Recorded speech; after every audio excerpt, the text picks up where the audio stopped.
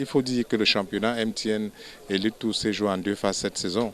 Il y avait la première phase, la phase de poule, et la deuxième phase, la phase de play-off, play-off up, play-off down. À l'issue de la phase de poule, on a eu deux équipes qui sont descendues directement en Ligue régionale, à savoir Ndjiko FC de Banjul et Dragon de Yaoundé.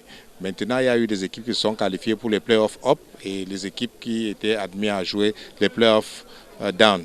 Donc, en ce qui concerne les playoffs up, ça a été la grande fête du côté de Douala. On a vu le public qui a suivi. En termes d'organisation, tous les matchs se sont joués. De temps en temps, on a quand même déploré quelques faits, méfaits peut-être des arbitres. Bon, mais ce sont des êtres humains. Mais finalement, tout s'est joué. Il y a eu l'adhésion populaire. Et au finish, je pense que c'est Aigle Royal de Tchang, de la Ménois, qui a survolé ce championnat. Ces playoffs avec... 7 victoires sur 7 matchs et 7 victoires, donc bravo à Aigle de Tchang. Maintenant, il y a aussi Unisport de Bafang qui revient. Ce sont deux clubs mythiques. C'est vrai qu'il y avait Atlantique qui les challengeait, il y avait Tonnerre de Yaoundé. Les matchs se sont joués, donc c'était vraiment pas facile pour ces équipes-là. Donc pour nous, sur le plan organisationnel, sur le plan technique, nous pensons que ça s'est bien déroulé. En ce qui concerne le play-off up. Maintenant, les play-off down, il fallait aussi, là-bas c'était très discuté parce qu'on avait 7 clubs et il y avait 3 qui devaient descendre. Donc vous comprenez que c'était extrêmement discuté. Donc à l'issue de ces playoffs, il y a Fovo de Baham, Ishosa et Yaoundé 2 qui sont descendus en Ligue régionale.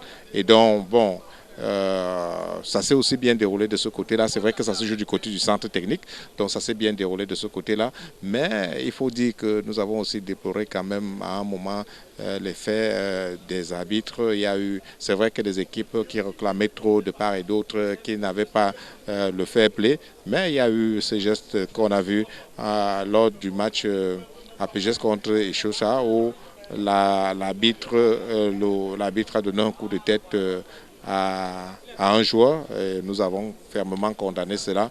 Et donc voilà.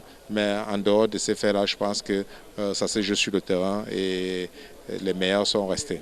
Alors parlons justement des réclamations. Il y a plusieurs présidents qui disent n'avoir pas reçu de recettes.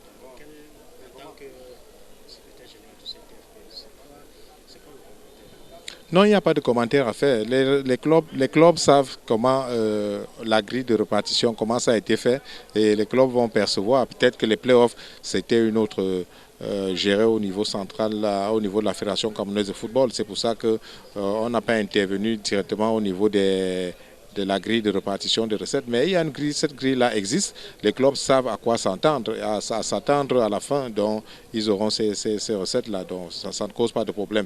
Et je puis vous dire aujourd'hui que depuis que nous avons pris au niveau du CTFP la gestion, depuis pratiquement, je pense, en MTN Elite One, depuis la 6e journée jusqu'à la 30e journée aujourd'hui, là, les clubs à chaque fois ont eu leur quote-part, on a reversé les recettes au club. Et aujourd'hui, en attendant les chiffres exacts, mais nous sommes quand même à plus de 35 millions qu'on a reversé au club en termes de recettes.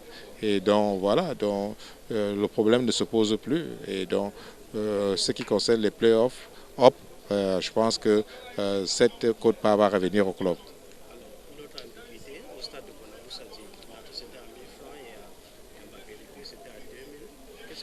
Non, peut-être parce que vous n'avez pas suivi la conférence de presse de début de lancement des playoffs. Le pricing avait été arrêté. Le pricing oscillait entre 500, 1000 francs et 2000. Et donc maintenant, c'était en fonction des affiches. Hein. Vous convenez avec moi que l'affiche, je vais dire, Real de Madrid contre... je vais dire Bayern de Munich, ce n'est pas le même affiche que Rennes contre Saint-Étienne.